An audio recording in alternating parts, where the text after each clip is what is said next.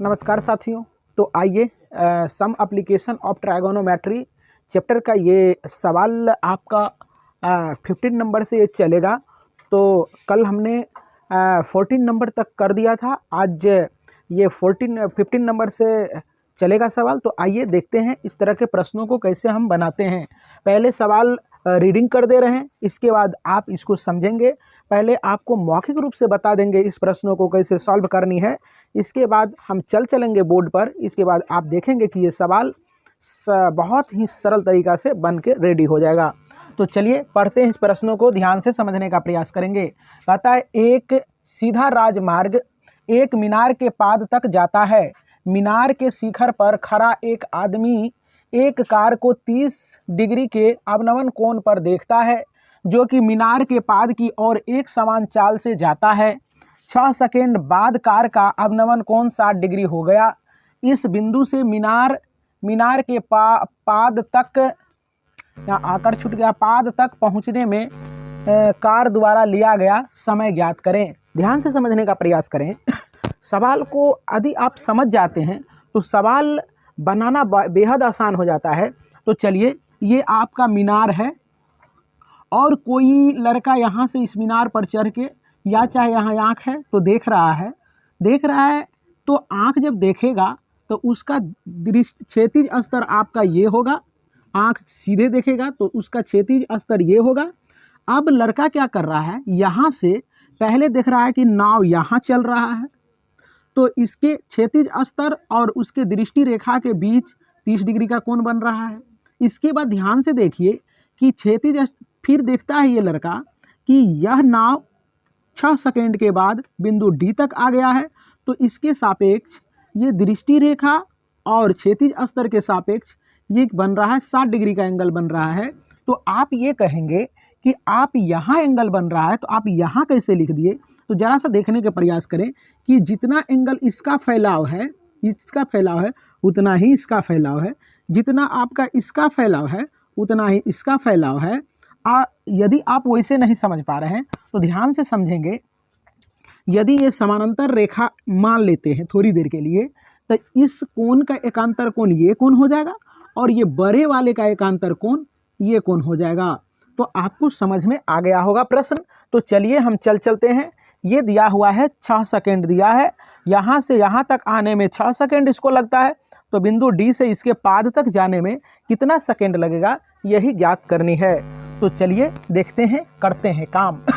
तो लिखेंगे त्रिभुज, पहले निकालते हैं ए सी बी में, लेते हैं कि त्रिभुज ए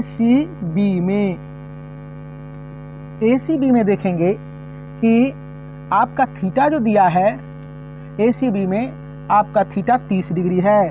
तो आप यहाँ लगाएंगे फॉर्मूला tan थीटा बराबर लंब बटे आधार। इसके बाद tan थीटा के जगह पर आप 30 डिग्री पुट करेंगे। अब लंब देखिए, लंब क्या है आपका? लंब आपका ए बी होगा और आधार क्या होगा? DC होगा और DB होगा। तो यहाँ DC प्लस DB लिखेंगे। तो यहाँ क्या हो जाएगा? tan 30 डिग्री का मान 1/√3 होता है। और AB देखिए जरा सा, AB आपका नहीं दिया हुआ है, तो AB रखेंगे आप ऐसे। इसके बाद यहाँ दिया हुआ है कि CD दिया है आपका, ये 6 सेकेंड है, प्लस BD लिखेंगे। ध्यान से समझने का प्रयास करेंगे। इसके बाद DB या BD एक ही चीज़ होता है। अगर यहाँ DB है तो DB लिख दें।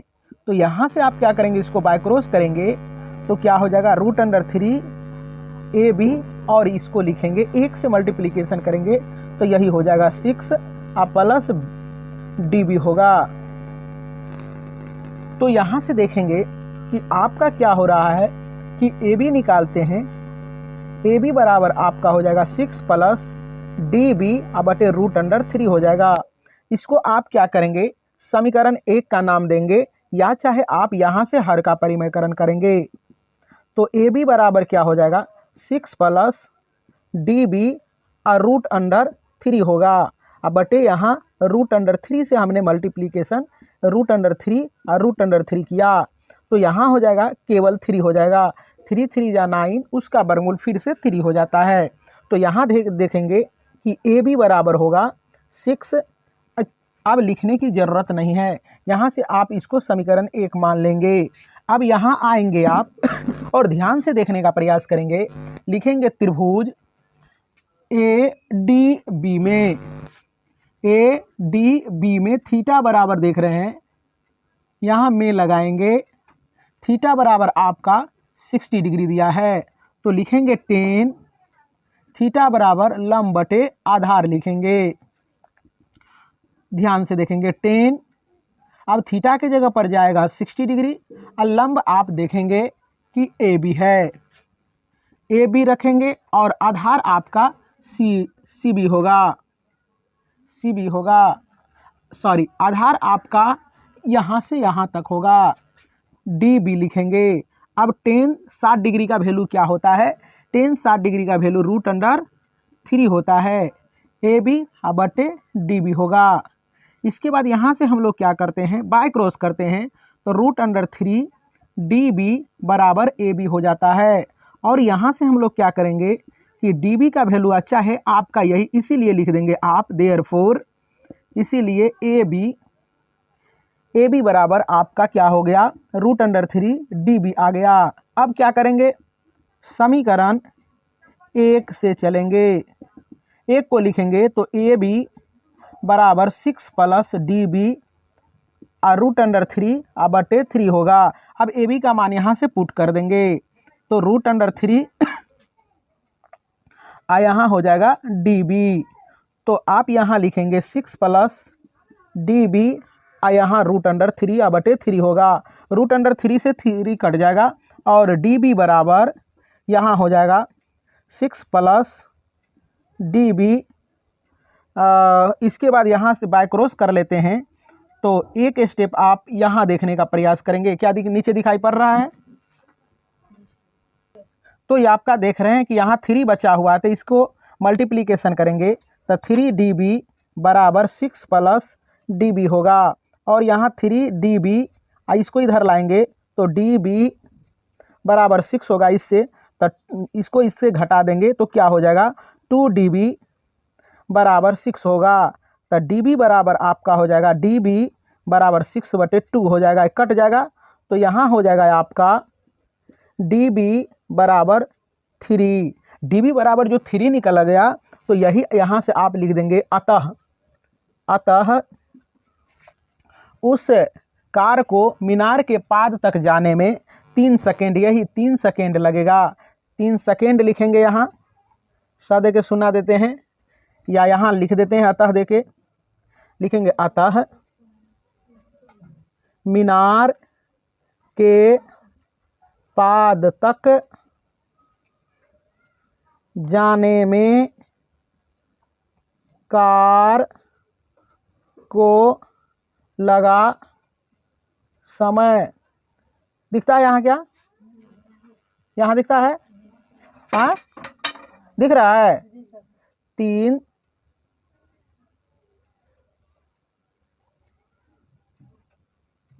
सेकेंड है, बस यही आपका उत्तर हो जाता है। नमस्कार साथियों, तो आइए इस तरह के प्रश्नों को मैं साफ सुथरा कर दे रहा हूं, तो आपके दिमाग में एडजस्ट हो जाएंगे ये सवाल। तो चलो देखो कि पढ़ दे रहे हैं कि एक सीधा राजमार्ग एक मीनार के पाद तक जाता है, मीनार के शिखर पर खड़ा एक आदमी एक कार को 30 डिग्री के अवनमन कोण पर देखता है, जो कि मीनार के पाद की ओर एक समान चाल से जाता है।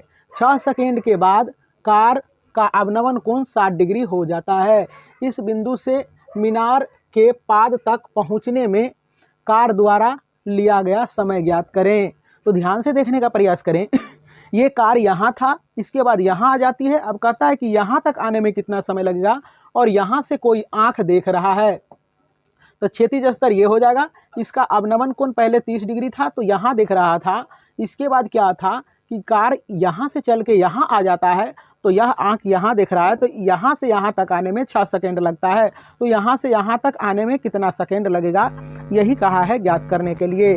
तो आप यहाँ लिख भी सकते हैं कि माना, आप माना ताना कुछ ना लिखें, बस आपको डीबी निकालना है, तो dB बराबर यहाँ वाट भी लिख सकते हैं, dB बराबर वाट कर देंगे तो ये भी ठीक है, या चाहे आपका dB ही निकल रहा है। तो जरा सा देखने का प्रयास करें, ये बड़े वाले त्रिभुज में हमने चला पहले ACB में, तो ACB में tan थीटा लगाया तो लंब बटे पूरा आधार हुआ, तो आपका ये निकल गया। इसके बाद थीटा की जगह पर 30 डिग्री पुट किया तो आपका क्या हो गया कि tan थीटा बराबर लंब बटे आधार होता है।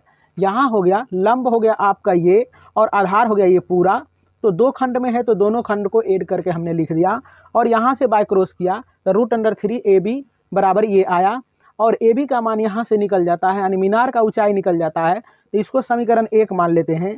फिर ये वाला त्रिभुज में चलते हैं ADB में। ADB में एंगल 60 डिग्री दिया हुआ है, tan थीटा का फार्मूला हमने निकाला लगाया और यहाँ से हमने क्या किया AB का मान निकाल लिया और AB का मान निकालने के बाद क्या किए, समीकरण 1 में हम क्या किए, पुट कर दिए। तो यहाँ से dB हमें ज्ञात हो जाता है। तो यही dB हमें ज्ञात करना था।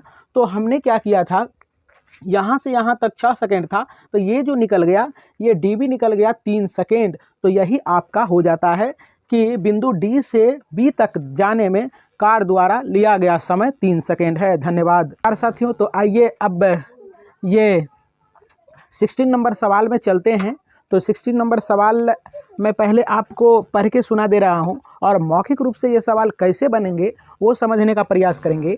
तो दिया हुआ है क्या कि ध्यान से देखने का प्रयास करेंगे कि कहा है कि मीनार के आधार से और एक सरल रेखा में 4 मीटर और 9 मीटर की दूरी पर स्थित दो बिंदुओं से मीनार के शिखर के उन्नयन कोण पूरक कोण है। सिद्ध कीजिए कि मीनार की ऊंचाई 6 मीटर है।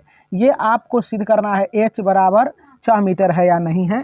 तो आप क्या करेंगे कि 6 मीटर दिया है तो h बराबर आप वाट रखेंगे। अगर h का मान आपका 6 मीटर आ जाता है तो आप समझ जाएंगे कि मेरा सवाल सिद्ध हो गया। तो चलिए देखने का प्रयास करते हैं। ये क्या है कि यहाँ से कोई कार, चलो देखो तो इस वीडियो को डिलीट करो। तो देखिए मीनार के पाद बिंदु से एक बिंदु दिया है 4 मीटर डिस्टेंस पर ये दिया है। इसके बाद यहाँ से B से C तक का डिस्टेंस जो दिया है वो 9 मीटर है। तो कहा गया है कि आपका कहता है कि मीनार का जो है ऊंचाई 6 मीटर है या नहीं है ये ज्ञात करने के लिए। तो ये पूरक कोण का चर्चा किया है। तो आप जानते हैं कि पूरक कोण उसको कहते हैं जिन दो कोणों का योगफल 90 डिग्री होता है उसे हम लोग पूरक कोण कहते हैं। यदि आपको कोई कह दे कि 90 डिग्री का पूरक कोण क्या होगा तो आप 0 डिग्री कहेंगे। 30 डिग्री का पूरक कहेंगे तो 30 में कितना जोड़ेंगे कि 90 पूरेगा, तो 30 डिग्री का पूरक 60 डिग्री होगा, 60 डिग्री का पूरक 30 डिग्री होगा। यदि आपको कोई कहेगा कि 70 डिग्री का पूरक क्या होगा तो आप 20 डिग्री कहेंगे, क्योंकि 70 में 20 ऐड करेंगे तो वो 90 पूरेगा। तो चलिए अब देखते हैं ये प्रश्नों को। तो देखिए जरा सा, इसको माने हम थीटा तो ये हो गया 90 माइनस थीटा। तो चलिए ये सा मान लेना है, क्योंकि दो कोणों को जोड़ेंगे तो 90 पूरना चाहिए। आप कहेंगे कि ये 90 पूरेगा या नहीं, दोनों को जोड़ के देखें ये 90 पूर जाएगा। थोड़ा सा रफ कर दे रहे हैं आपको समझने के लिए। जैसे 90 माइनस थीटा प्लस थीटा जोड़ेंगे तो ये कर जाएगा 90 आ जाता है। इसका मतलब कि पूरक कोणों का योगफल क्या होता है, 90 डिग्री होता है। तो दो कोणों का योगफल यदि 90 डिग्री हो तो उसे पूरक कोण कहते हैं। तो चलिए समझने का प्रयास करते हैं। ये सवाल कर रहे हैं बिल्कुल आसान ढंग से। तो चलिए करते हैं। लिखेंगे त्रिभुज ABC में, त्रिभुज ABC में थीटा आपका दिया है, उन्नयन कोण जो है आपका ABC में, यहाँ थीटा बराबर थीटा ही दिया हुआ है। तो आप लिखेंगे कि tan थीटा बराबर लंब बटे आधार होता है। तो tan थीटा रहने देंगे, क्योंकि थीटा के जगह पर थीटा रखेंगे तो थीटा ही रहेगा। तो लंब के जगह पर h रखेंगे और आधार के जगह पर यहाँ से यहाँ तक का डिस्टेंस आपका 9 है, तो यहाँ 9 रख देंगे। और यहाँ से क्या होगा कि आप यहाँ क्या करेंगे, इसको समीकरण 1 मान लेंगे। फिर आप करेंगे त्रिभुज ABD में चलेंगे। त्रिभुज ABD में थीटा बराबर आपका दिया है 90 माइनस थीटा। अब क्या करेंगे, tan थीटा फार्मूला लगाएंगे। tan थीटा बराबर लंब बटे आधार होता है। अब टेन थीटा के जगह पर आप पुट करेंगे 90 माइनस थीटा, और लंब आपका क्या हो जाएगा, h हो जाएगा। आधार आपका इस त्रिभुज के लिए 4 मीटर होगा। तो इसको समीकरण 2 का नाम देंगे। यहाँ एक काम करेंगे, टेन 90 डिग्री माइनस थीटा त्रिकोणमिति में हमने पढ़ा चुका है। यहाँ लिखेंगे टेन 90 डिग्री माइनस थीटा बराबर कॉट थीटा होता है।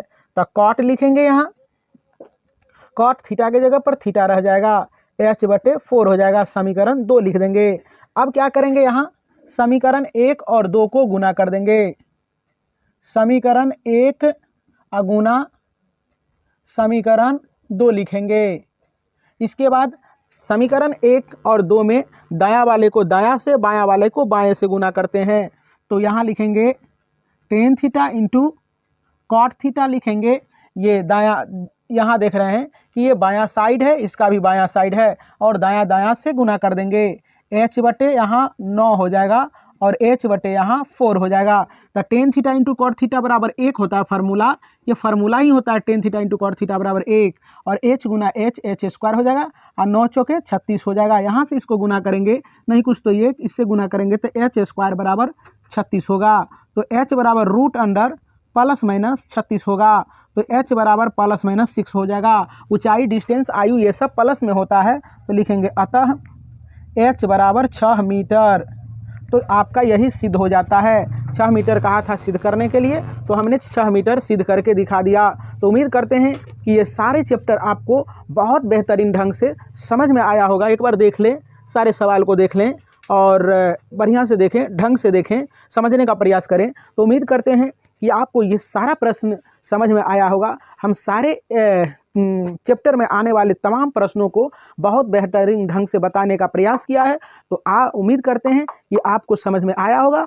आप इस वीडियो को निरंतर देखते रहें, जैसे जैसे आप 2 दिन 3 दिन पर इसको रिवीजन करते रहें, ताकि आगामी आने वाले बिहार विद्यालय परीक्षा समिति में आप अच्छे अंक लाकर अपने माता पिता, गांव समाज का नाम रोशन कर सके। बहुत बहुत धन्यवाद।